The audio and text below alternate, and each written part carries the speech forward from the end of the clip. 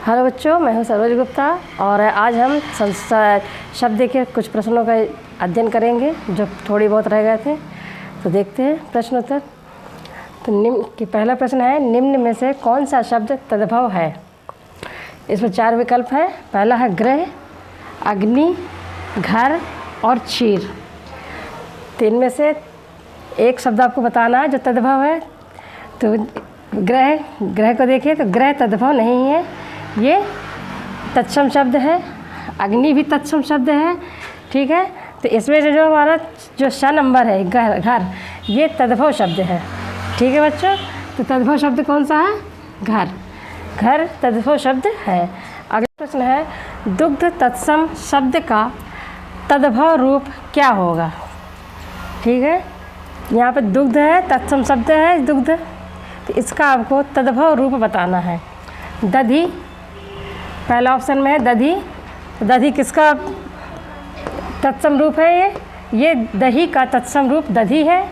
और फिर है दूध, दुग्धि और क्षीर, ये सब दुग्ध की पर्यायवाची है, ठीक है। दूध, दुग्धि और क्षीर दूध की पर्यायवाची है।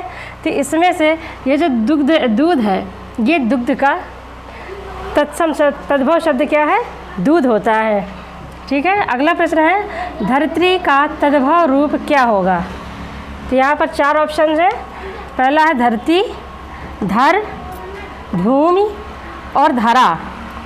इसमें से एक तद्भव रूप है और बाकी ये जो 3 है, ये चारों तो है तो पर्यायवाची धरती की, लेकिन इनमें से एक धरती का जो तद्भव रूप है वो है धरती इसका तद्भव रूप है, ठीक है। तो इसका धरती का तद्भव रूप क्या है? धरती होता है। और धर, भूमि और धरा, ये तीनों ही पर्यायवाची है धरती की ही। अंग्रेजियत शब्द कैसा शब्द है? ये एक शब्द दिया गया है अंग्रेजियत, जिसमें ये पूछा जा रहा है कि ये कैसा शब्द है? तत्सम है, देशज है, तद्भव है या फिर संकर है? जिन बच्चों ने तत्सम, तद्भव इन सब का स्टडी करी है, अध्ययन कर रखा है, तो उसको तो पता होगा कि ये कौन सा शब्द है। तो आप यहाँ पे देखो कि अंग्रेजियत शब्द 2 शब्दों से मिलकर बना है। यहाँ इसका संधि विच्छेद करें तो पहला होता है अंग्रेज और इसमें ईयत लगा हुआ है, ठीक है। अंग्रेज, ईयत, तो ये जब इसमें जो है 2 शब्द लगे हैं। पहले तो अंग्रेज हो गया इंग्लिश शब्द और जो ईयत है वो हिंदी का है। तो यहाँ पे क्या बन जाएगा? तो 2 शब्दों को मिलाकर के बना है ये दो भाषाओं को। तो जब 2 भाषाओं को मिलाकर जो शब्द एक शब्द बनता है तो उसको क्या कहते हैं? संकर शब्द कहा जाता है। तो इसका जो सही आंसर है वो है संकर। अंग्रेजियत शब्द का कैसा शब्द है? अंग्रेजियत एक संकर शब्द है। अगला है हमारा, मुरलीधर किस प्रकार का शब्द है? ठीक है, मुरलीधर किस प्रकार का शब्द है? रूढ़, विदेशज, योग रूढ़ या देशज? सबसे पहले तो आप ये देखिए कि मुरलीधर कितने शब्दों से मिलकर बना है। पहला तो इसका शब्द है मुरली और दूसरा धर, ठीक, यानी कि ये 2 शब्दों से मिलकर के बना है। पहला मुरली और दूसरा धर। तो और यदि इसका अर्थ निकाल तो मुरली धन धर बराबर मुरली, यानी कि इसका अर्थ क्या निकलेगा? मुरली को धरने वाला या धारण करने वाला। तो क्या निकलेगा यहाँ पे? मुरली को धारण करने वाला। तो जो अपना शब्द जो एक विशेष जो संकेत देता है और एक विशेष अर्थ बताते हैं, तो वो किस में आते हैं? तो आप बताएं, रूढ़ में, विदेशज में, देशज में या योग रूढ़ में? तो ये ना तो रूढ़ में आते हैं, ना विदेशज में और ना ही देशज में। ये शब्द योग रूढ़ कहलाते हैं, जो अर्थात करके बोले जाते हैं, यानी जो विशेष अर्थ देते हैं, ठीक है। जो लिखा रहता है वो ना बोल करके कुछ अलग अर्थ बताया जाता है, उन्हें हम योग रूढ़ कहते हैं। तो इसमें मुरली को धारण करने वाला संकेत दिया गया है, लेकिन उनका नाम नहीं बताया गया। तो मुरली को कौन धारण करता है? कृष्ण जी धारण करते हैं। तो यहाँ पर नाम नहीं दिया गया है, मुरली को धारण करने वाला बताया जा रहा है। तो यहाँ पे कौन सा आ जाएगा? यहाँ पर जो सही उत्तर होगा वो है योग रूढ़, ठीक। अगला है, सुपात्र किस प्रकार का शब्द है? इसमें पहले है योग रूढ़, रूढ़, यौगिक या देशज।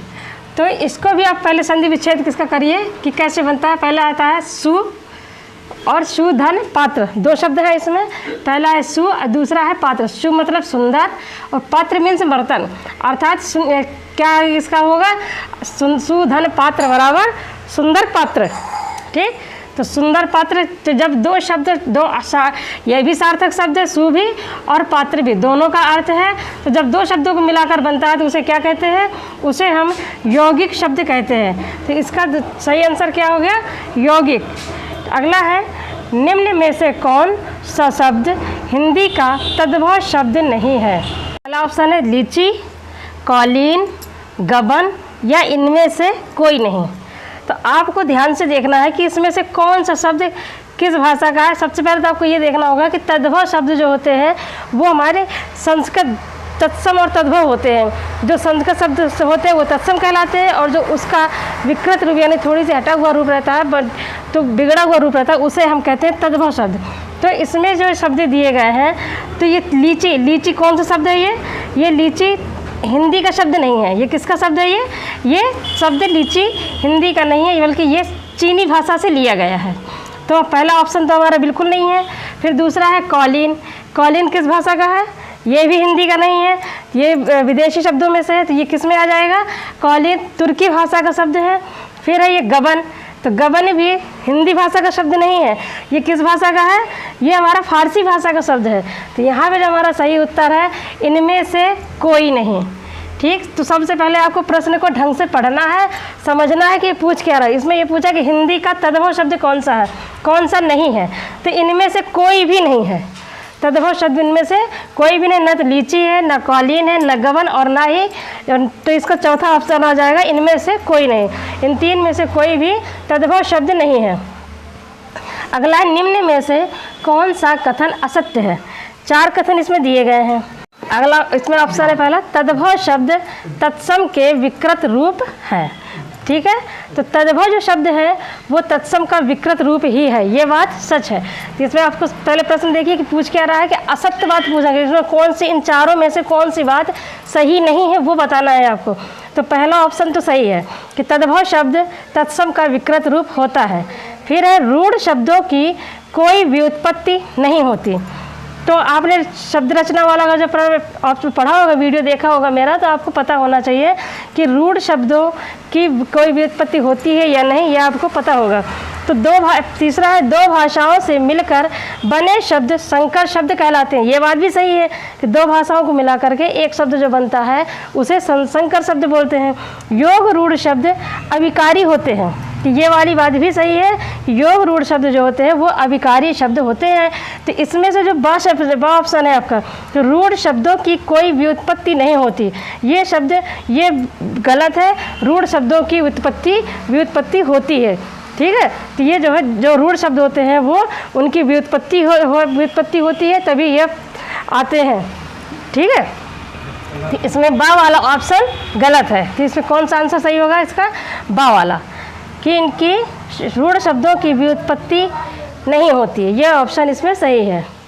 अगला है हमारा, लाश किस भाषा का मूल शब्द है। तुर्की भाषा का, अरबी भाषा का, फारसी या फिर चीन का। तो इसका जो सही आंसर है वह है तुर्की भाषा का।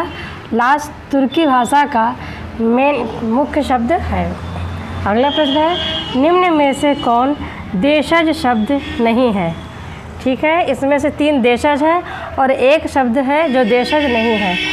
तो इसमें कलाई भी देशज शब्द है, खिड़की भी देशज शब्द है, तेंदुआ भी देशज शब्द है, लेकिन जो गमला है ये देशज शब्द नहीं है। तो इसका सही उत्तर है कि गमला देशज शब्द नहीं है, ये पुर्तगाली भाषा का शब्द है। ठीक है, ये कौन सी भाषा का है, पुर्तगाली भाषा का शब्द है। अगला प्रश्न है, पुष्प तत्सम शब्द के लिए हिंदी में तद्भव शब्द क्या है। ठीक, पुष्प कौन सा शब्द है, पुष्प एक तत्सम शब्द है, और इसका हमें मतलब हिंदी में जो इसका जो तद्भव शब्द है वो हमें बताना है। तो इसमें 4 ऑप्शन है, जो पहला है फूल, पुष्प, पौधा और पंखुड़ी।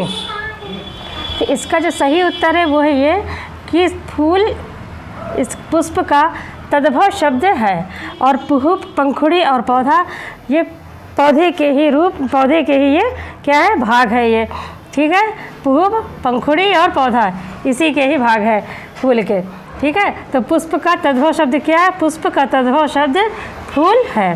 फिर है अगला, जवाहर किस भाषा का मूल शब्द है? हिंदी भाषा का, संस्कृत भाषा का, फारसी भाषा का या फिर अरबी भाषा का, ठीक है। तो यहाँ पे जो सही उत्तर है वो है अरबी भाषा का। जवाहर अरबी भाषा का मूल शब्द है। में से कौन रचना की दृष्टि से शब्दों के भेद नहीं है? 4 ऑप्शन है, योग रूढ़, यौगिक, रूढ़ और विदेशज। तो रचना की दृष्टि से ये 3 प्रकार के होते हैं, योग रूढ़, यौगिक और रूढ़। तो इसमें से जो आपको बताना है कि शब्द का भेद कौन सा नहीं है, तो विदेशज शब्द का भेद रचना शब्द का भेद नहीं है, ठीक है।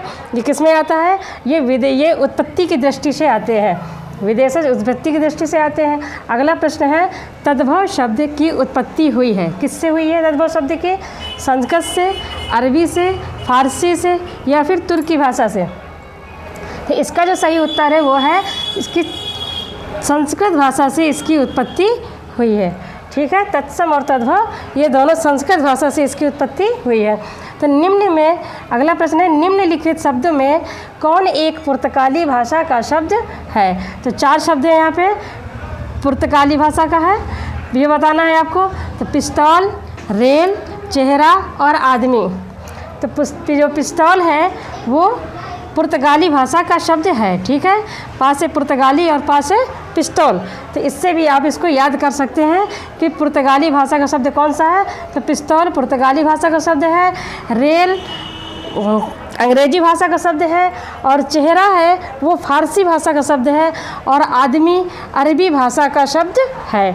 अगला प्रश्न है, योग रूढ़ वैसे शब्द हैं, ये अधूरा है, जैसे इसको आपको इन 4 ऑप्शन में से एक ऑप्शन को चुन करके इसको पूरा करना है।